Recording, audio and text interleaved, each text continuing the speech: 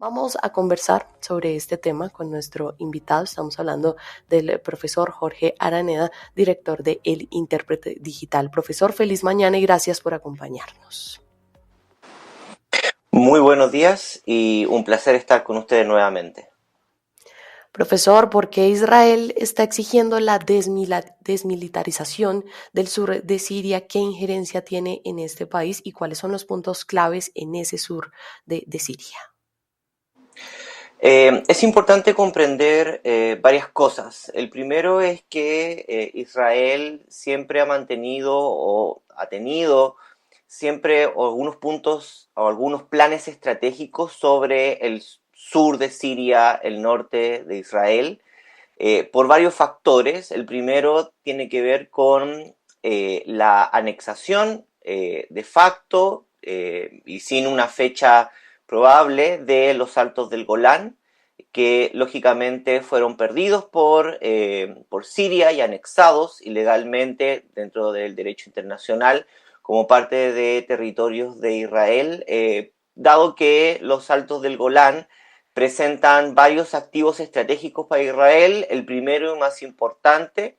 es el agua, es una fuente de recursos hídricos enorme, que no solamente alimenta el río Jordán y el lago de Galilea, sino también es el que recibe nieve y por lo tanto recibe también diferentes formas de recursos agrícolas y también de facto varios recursos también de otra índole. Por otra parte, los Altos del Golán, como bien lo dice su nombre, son parte de una cadena montañosa que le permite de una forma bastante simple ver todo el valle que corre de lo alto del Golán hacia el centro de Siria, y de hecho es posible, no fácil, pero es posible incluso de lo alto del Golán, divisar Damasco en la lejanía. Por lo tanto, tiene varios puntos estratégicos. Eso por una parte. Eso ha sido lógicamente, desde los acuerdos, desde el 81, entre comillas, las reivindicaciones sobre los territorios, ha sido en adelante. Pero también hoy en día tenemos otros puntos sobre la mesa. El primero es que Israel sí o sí prefiere una Siria fragmentada, ya que eso le permite tener mayor control o injerencia sobre la política doméstica e internacional de Siria.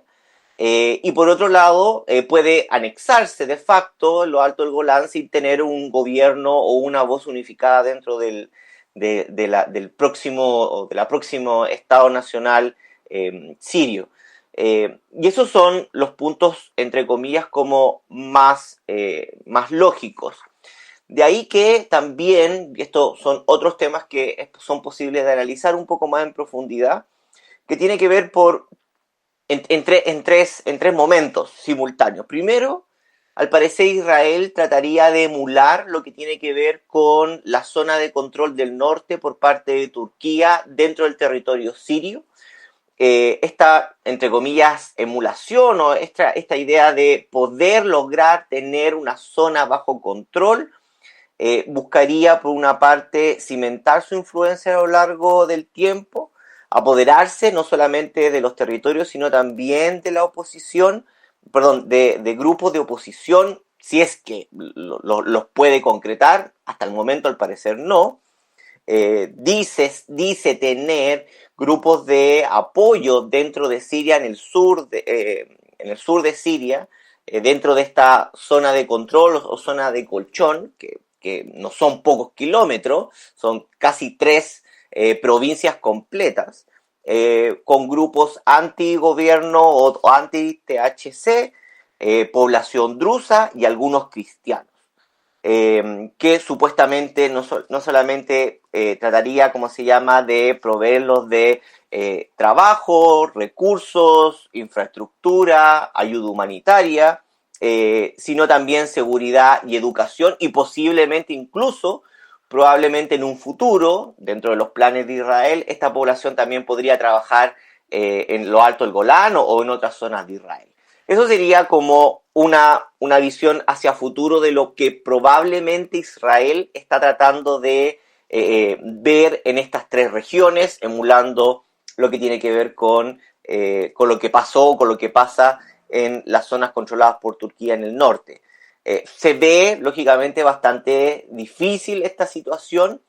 no solamente por el nacionalismo sirio que todavía está presente en la mayoría de la población, sino porque también está siendo rechazado por la mayoría de los países de la región. Lo otro que tiene que ver con lo que ya hemos mencionado, con lo alto del Golán, y por último, entre otros puntos, tiene que ver con una zona de influencia que desconectaría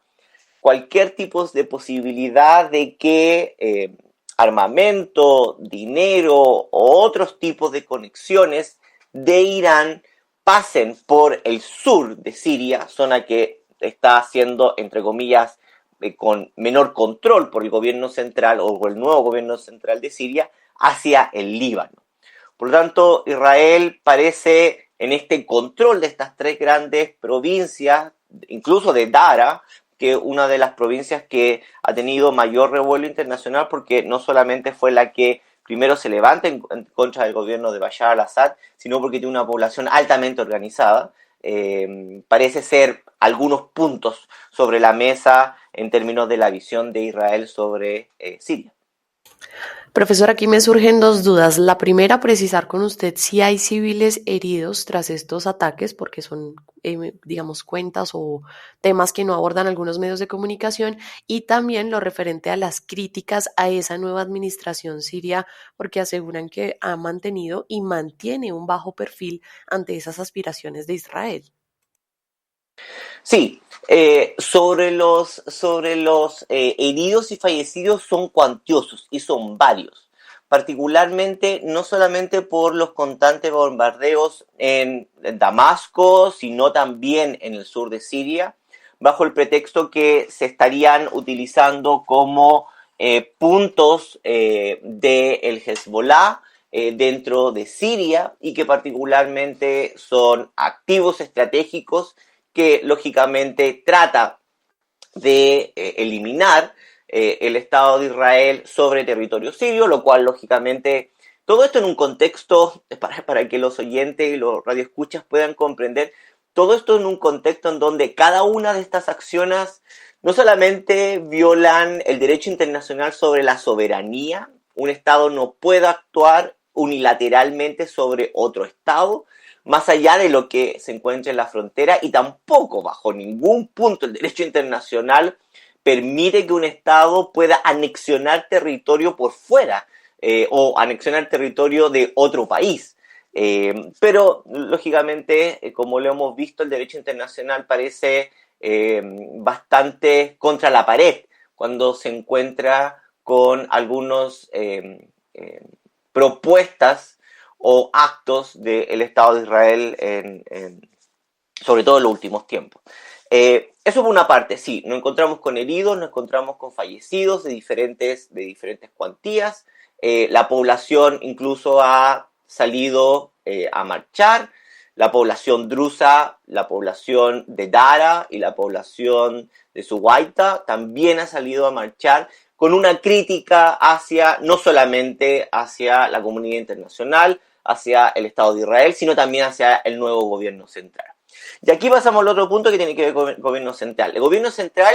se encuentra en una posición bastante débil. El país está destruido, la economía está devastada, las sanciones todavía no se han levantado, y por otro lado ha tenido que negociar con diferentes actores para poder ingresar al escenario internacional. Ustedes lo han reporteado, han entrado y han tenido rondas de conversación no solamente en Europa, el nuevo gobierno sirio, sino también con el Golfo, buscando inversión, sino también atrayendo confianza internacional. Entre todos esos frentes, lamentablemente, al parecer, no es una prioridad cercana entrar en un conflicto directo con Israel. Primero porque no tienen las capacidades. Segundo porque la